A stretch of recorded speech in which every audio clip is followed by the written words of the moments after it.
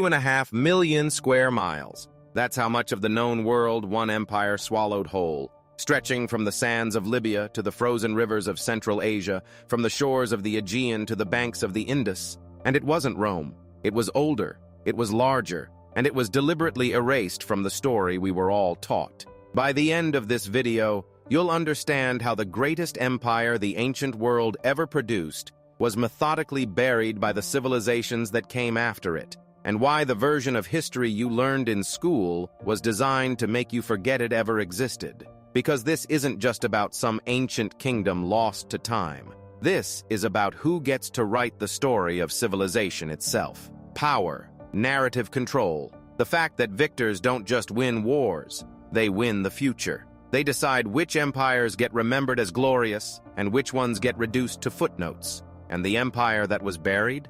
The one that built the blueprint for every government, every postal system, every declaration of human rights that followed? That was Persia. So why is it that when you close your eyes and think of ancient greatness, you see Roman columns instead of Persian gardens? What if that reflex was engineered? For centuries, this was hidden from the world, not by accident, not by the natural erosion of memory, by a deliberate campaign that began with the Greeks and never truly stopped. Let's go back to the 6th century before the Common Era. A man named Cyrus, born into the minor royal house of Anshan in what is now southwestern Iran, did something no ruler before him had ever pulled off. In roughly 20 years, he conquered the Median Empire, toppled the fabulously wealthy kingdom of Lydia, absorbed the nations of Central Asia, and then marched into Babylon, the most powerful city on earth, without a battle. The gates opened for him. The priests welcomed him. The people, according to ancient records, greeted him as a liberator. Here's the thing. Cyrus didn't simply conquer. He invented a new kind of empire. When he entered Babylon in 539 BCE, he issued what's now known as the Cyrus Cylinder, a clay document declaring that conquered peoples would keep their religions, their customs, their languages. He freed the Jewish people from their Babylonian captivity and funded the rebuilding of their temple in Jerusalem. He built a model of governance not on cultural annihilation but on tolerance and integration. The United Nations has called it the first Declaration of Human Rights, 25 centuries before the Enlightenment. 25 centuries before anyone in Europe dared put such ideas on paper. And yet, when Western civilization constructed its origin story, it chose Athens. It chose Rome. It looked straight past the empire that had actually pioneered the principles it claimed to cherish. Think about that for a second. The Persian Empire at its peak, under Cyrus the Great, governed approximately 50 million people. Some estimates put that at nearly 44% of the entire world population at the time. No empire in history, not Rome, not the Mongols, not the British, has ever held that proportion of humanity under one administration. Darius built the Royal Road, a highway stretching over 1,600 miles from Susa to Sardis, complete with relay stations where mounted couriers could carry a message across the empire in 7 days. The Greek historian Herodotus marveled at this system and wrote that neither snow, nor rain, nor heat, nor darkness could slow these messengers. Sound familiar? It should. That phrase was borrowed, almost word for word, and inscribed on the General Post Office in New York City thousands of years later. Rome's famous roads, its celebrated postal system, its provincial governance structure, none of it was original. Persia did it first, did it bigger, and did it centuries earlier. So the question isn't really how this empire fell, it's how it was forgotten. The truth was buried for a reason, and that reason has a name. Several names, actually. Herodotus, Aeschylus, Plutarch, Alexander. The Greek world, which fought Persia in the famous wars of Marathon, Thermopylae, and Salamis, had every reason to cast its enemy as a despotic, decadent, barbaric force. And that's exactly what it did. Greek writers invented the concept of East versus West, civilized versus barbaric, democracy versus tyranny, and they planted Persia firmly on the wrong side of every line. Aeschylus wrote The Persians, the oldest surviving Greek play, and it portrays Xerxes as a weeping, broken fool punished by the gods for his arrogance. This wasn't history. This was propaganda. the ancient equivalent of a blockbuster film designed to make the audience feel their side was chosen by destiny. And then came Alexander, the man Western tradition calls the Great. When he conquered the Persian Empire in 330 BCE, he didn't just defeat it militarily, he absorbed it. He wore Persian clothing, adopted Persian customs, married a Persian princess, and kept the Persian administrative system almost entirely intact, because it was superior to anything the Greeks had built. But the narrative that survived wasn't one of admiration, it was one of conquest. Alexander became the hero who brought civilization to the East, when, in truth, the East had been civilized for centuries before his birth. Rome continued the erasure. Roman writers inherited the Greek framework and turned the volume up. Persia became the eternal antagonist, the shadow against which Western civilization defined itself. When Rome clashed with the Parthian and later the Sasanian Persian empires, the old Greek narratives got recycled.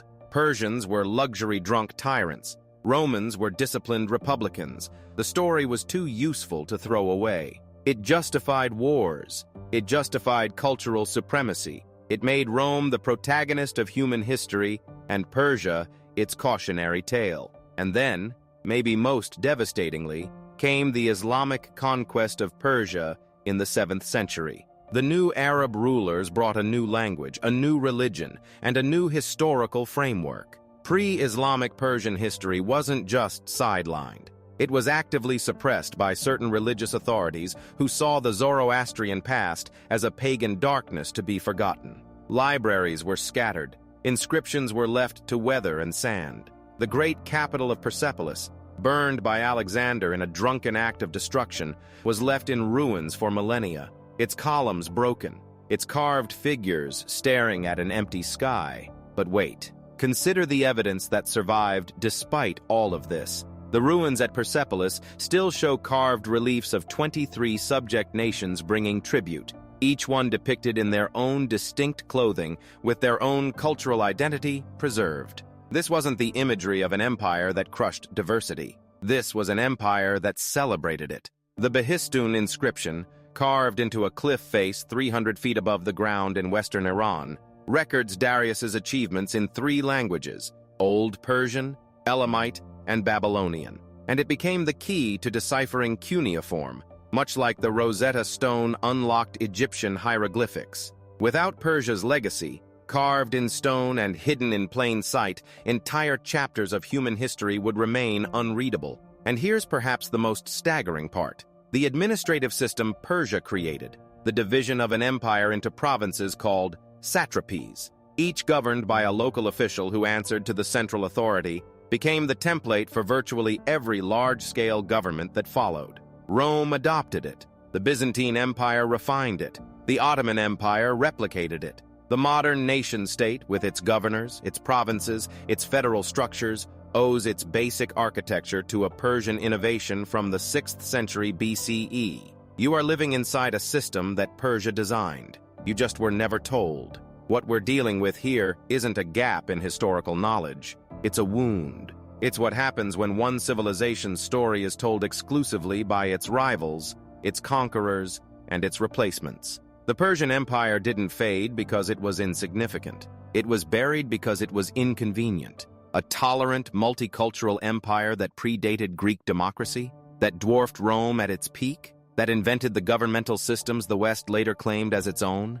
This empire could not be allowed to stand at the center of the story, because if it did, the entire narrative of Western civilization as the sole cradle of freedom, governance, and human rights would collapse under its own contradictions. Today, slowly, painstakingly, the record is being corrected. Archaeologists working at Persepolis, at Susa, at Pasargadae are uncovering details that the old narratives tried to bury. Scholars are retranslating Greek and Roman texts and separating observation from bias. The Cyrus cylinder sits in the British Museum, a small clay object that carries the weight of a revolution in how we understand human rights and dignity. And yet most people walk past it without a second glance, because they were never taught to look. This is what happens when history is written by one side.